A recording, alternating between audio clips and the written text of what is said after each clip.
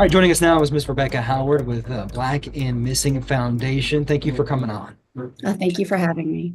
Absolutely. So tell us about your organization, how this started, and why it's so important to get the message out. Sure. The Black and Missing Foundation is a nonprofit organization that is dedicated to bringing awareness to missing persons of color across the nation. It was started by two women, Derica Wilson and Natalie Wilson, who are sisters-in-law, actually, with very different backgrounds. Natalie is in PR, and that she brings her PR expertise to this and helping raise awareness through the media for these cases. And Derica is former law enforcement, so she helps families interface and coordinate it with law enforcement when asked to do so. Tell us about what could be the disparity for people of color when it comes to a situation like this, and why it's so important to recognize, bring awareness to the issue. Yes, absolutely. This is an experience that's very dear to my heart because it actually happened to me and my family. We're talking May 2004. My niece Tamika Houston went missing from Spartanburg, South Carolina, and at the time I was working in PR, and I had a very difficult time getting anyone to pay attention to Tamika's case. And this is particularly back in the early 2000s. We had a number of cases that were of young women who were made household names: Chandra Levy, Lacey Peterson, a little bit later, Natalie Holloway. And I could not understand why the disparity exists. I had the skill set, I had the contacts, I knew how to pitch stories to media, and I really could not get beyond, the local market there in Spartanburg, Greenville. After it was a 15-month ordeal for myself and my family, and about halfway through that process, I kind of started changing my pitch a bit, and started kind of raising awareness. It's like, what's going on here? Like, why is it that Tamika's story, her face, is not as compelling as these others? So it really, in a very deep and personal way, it affected me, and it made me, in the long run, want to help. Unfortunately, we had not a good conclusion in Tamika's case, but I really wanted to be able to use my experience and in order to help other families that find themselves in this very difficult situation. So tell us about some of the resources that your organization offers and some of the things you do around the country, really. Sure. First and foremost, media attention, helping bring media attention, just doing interviews like this, pitching local, regional, national media outlets about missing persons cases that they may or may not be aware of in their own communities.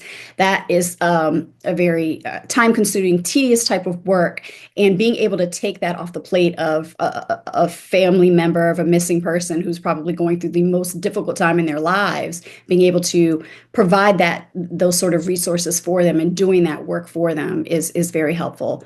In addition to that, we also coordinate with law enforcement when asked to do so. Sometimes relationships between law enforcement and family members, when these cases go on and stretch into weeks and months, sometimes they can become a little bit contentious. And trying to just bridge a gap between the families and the law enforcement, making sure that the relationship remains steady and is very important for the work that we do. And the third component is getting the community involved, whether it be just through, having the community attend a vigil perhaps in the community, or putting up flyers, sharing on social media. Just getting the community engaged is very critical to the work that we do.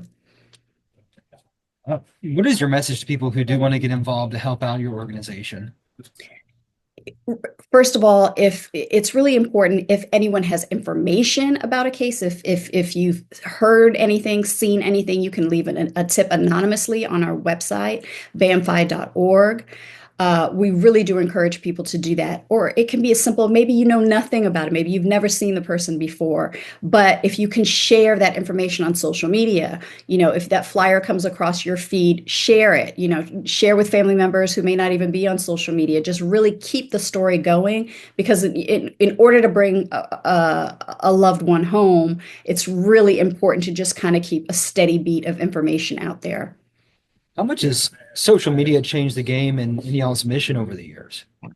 It's made a big difference. So, when I was going through this personally, in 2004, 2005, we didn't have Facebook, we didn't have Instagram, we didn't have, TikTok, or we were really, it was just, we were still at this point, we're still even faxing, folks. So it's really changed the game. It's kind of it's really empowered families. I think you can kind of do some of the work yourself, and you can just reach such a broader audience really quickly by just tapping send.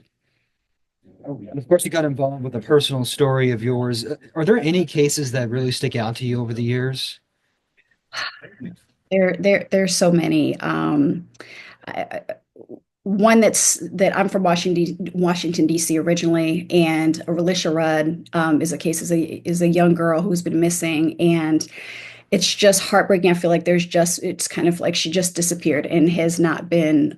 There's been very few leads on that case, and she also, she's a child, and she's one of those situations where I think outside of people in our community and in DC to a certain extent, people just have never heard of that young girl, and that is one of the cases that really I hold dear to my heart. Well, you guys reached out to us for the case of Shonda Fisher when missing in central Louisiana a couple months back. Tell us what you guys know right now. Very little, unfortunately. Shonda was last seen at Bolton Avenue and Jackson Street near a laundromat in Alexandria, Louisiana.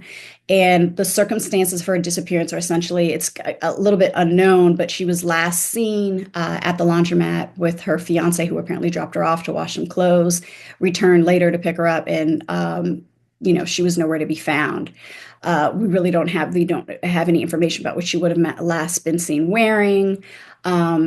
Identifying marks or characteristics: Shonda has hazel eyes. She's small in stature, about 5'1", maybe 120, 130 pounds, short dreadlocks, and walks with a quick pace. So, we believe that she's still in in that community, and hopefully, someone has seen her and can bring the police some tips on this case.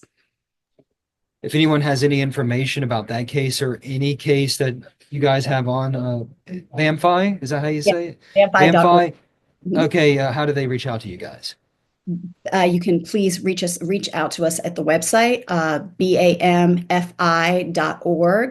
bamfi.org. There's also, if you would like to, reach out, there's a tip line also at the website that you can reach out to as well. That's probably the best way to reach out.